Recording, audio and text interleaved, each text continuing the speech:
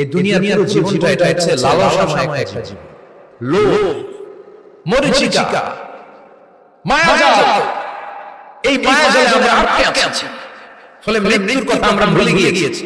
পাগলের মতো ছুটছি, আরো টাকা লাগবে, আরো খ্যাতি লাগবে, আরো যশ লাগবে, আরো দাপট লাগবে আমার। এত টাকা দিয়ে কি হবে? এত সম্পদ দিয়ে কি হবে? এত ব্যবসা দিয়ে কি হবে তোমার? স্টপ! অনেক হয়েছে। থামুন। Take a rest. Take a breath. And think about death. Think that you have to go quickly. একটু বসেন, একটু ভাবেন যে আমাকে চলে যেতে হবে। চলে যেতে হবে, এই কোলাহল, এই ব্যস্ততা, এগুলো থাকবে না আমি। সাইয়েদনা ওমর ফারুক বলেছেন, মুতু ক্বাবলা আন তামুতু, মরার আগে একবার মরো। হাসিবু ক্বাবলা আন তুহাসাবু আলাইহি, তোমার হিসাব নেওয়ার আগে তুমি একবার নিজের হিসাবটা করো না।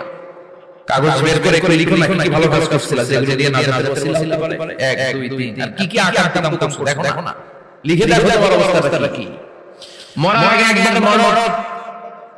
মরার আগে খাটের মধ্যে শুয়ে শয়তান করে চোখ বন্ধ করে একবার মরার ভান করে দেখেন কেমন লাগে। চোখটা বন্ধ করেন আর ভাবেন আপনি নাই, কি হতে পারে ভাবেন। আপনার ছেলেমেয়েরা কান্না জুড়ে দিবে, আপনার প্রাণের স্ত্রী বিলাপ শুরু করে দিবে, বন্ধু বান্ধবের চিৎকার মারব, স্থানীয় এলাকায় মসজিদে ঘোষণা, অমুক এলাকার নিবাসী অমুক ভাই অমুকের ছেলে অমুক দুনিয়ায় নাই। সব আত্মীয়রা চলে আসবে, ফেসবুকে স্ট্যাটাস দেওয়া হবে, সবাইকে জানাবে বিকাল 4টায় অমুক হাই স্কুল ময়দানে আপনার জানাজা। ছুটে আসবে সবাই, আপনাকে শেষ বিদায় দিতে, গুড বাই জানানোর জন্য, আল ওয়াদা, বিদায় জানাতে আসবে সবাই।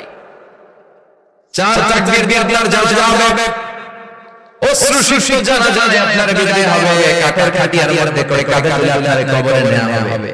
আগে থেকে করে রাখা কবরটার মধ্যে আপনার বিছিয়ে দেওয়া হবে, বাঁশের কচি দিয়ে তার উপরে মাটির চাপা দিয়ে সব চলে যাবে।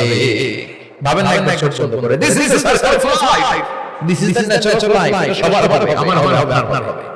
এত মায়া, এত ভালোবাসা কই যাবে? কেউ থাকবে না। সবাই আপনার অন্ধকার কবরে রেখে চলে আসবে। উপরে বাঁশের কঞ্চি, তার উপরে মাটির চাপা, অন্ধকার।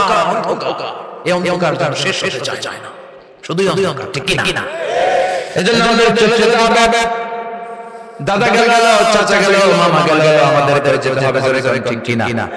একদিন মাটির ভেতরে হবে ঘরে মোনামার, কেন বাঁধো দালাল ঘর, প্রাণ পাখি উড়ে যাবে পিঞ্জরা ছেড়ে,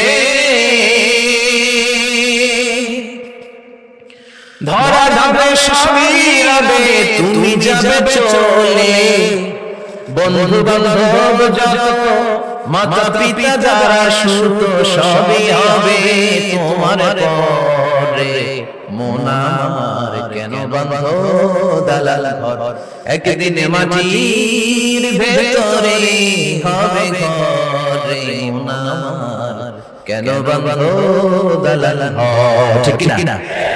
সব করতে থাকবে, চলে যেতে হবে আমাকে। এজন্য আখিরাতের কথা যেন আমাদের স্মরণ হয়। বিশ্বনবী বলতেন, নাহাইতুকুম জিয়ারাতাল কুবুর, আমি তোমাদেরকে কবর জিয়ারত করতে আগে নিষেধ করতাম, কিন্তু এখন নিষেধাজ্ঞা প্রত্যাহার করে নিলাম। এখন সব সময় তোমরা কবরের সামনে যাবা, জিয়ারত করবা। কবরস্থানে যান তো, বরেপুরের এই গ্রামের কবরস্থান আছে কোন দিকে?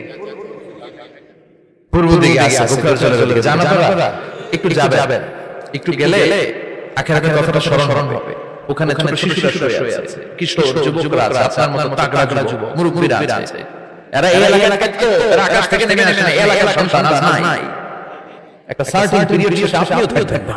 This is the nature of life, this is the circle of life. ছোট শিশু হয়ে এসেছিলেন, শৈশব, কৈশোর, যৌবন, প্রৌঢ়ত্ব, আগে ছিলেন সিঙ্গেল, বিয়ে করে হয়ে গেলেন ডবল।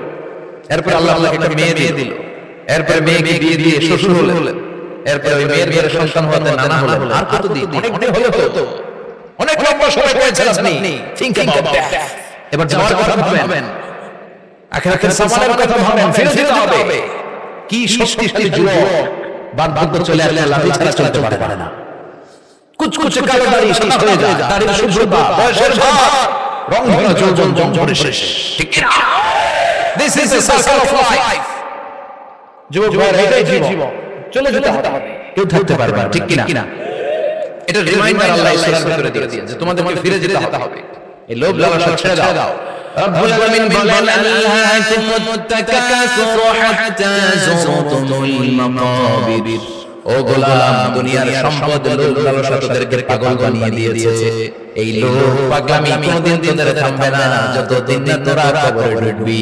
ঠিক কি না? কার কথা? আল্লাহ বলেন দুনিয়ার সম্পদ আর লোভ আর মোহে তোমরা কাফের হয়ে গিয়েছো।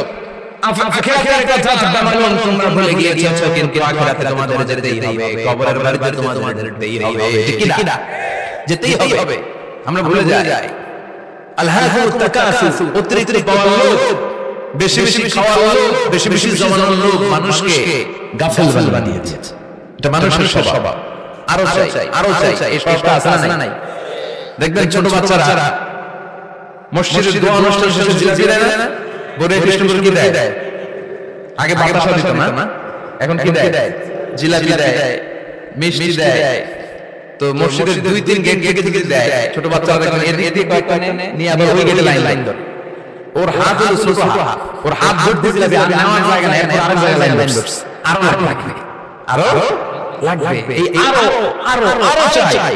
এই স্বভাবটা মানুষকে কুড়ে শেষ করে দিয়েছে। এত লাগবে কেন তোমার? চাহিদার কোনো শেষ নাই। Unlimited demand of human being.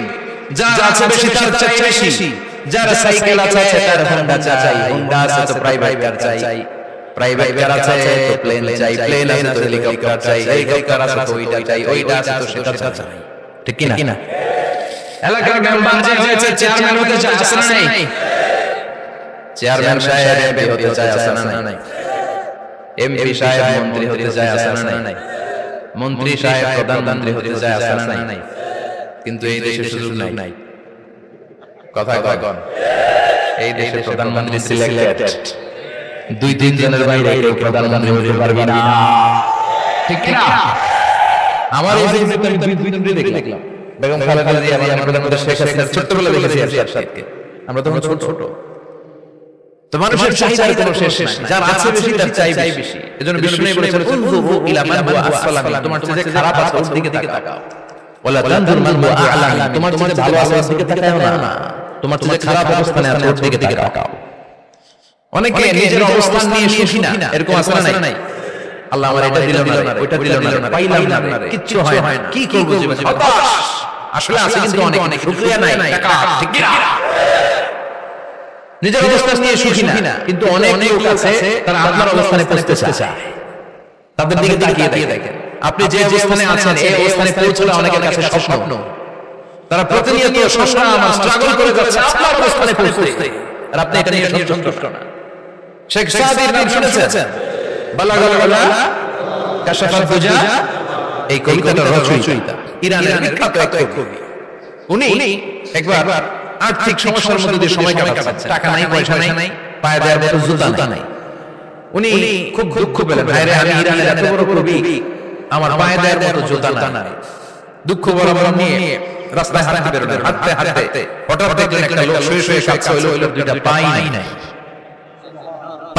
নাই। উনি শেষদায় পড়ে গেলেন, আল্লাহর কাছে ক্ষমা চাইলেন, আল্লাহ অনেক দিয়েছো, শুকর আলহামদুলিল্লাহ। এজন্য যেই পরিস্থিতিতে থাকি না কেন আমরা কি বলবো? জোরে বলেন কি বলবো? এজন্য কানাতুল মিনাল ইসলাম, অল্প তুষ্ট থাকার কারণে বলে ইসলাম। সম্পদ লাগবে কিন্তু সম্পদের হাল লাগবে না। ঠিক কি না? অল্প খান, অল্প পড়েন, অল্প জমান, অল্পের ভেতরে বরকত ঢুকিয়ে দিয়েছে কে? দেখবেন যাদের সম্পদ অল্প তারা সুখী বেশি। জরিপে এটা দেখা গেছে, অনেক সার্ভেতে এসেছে, যারা সম্পদশালী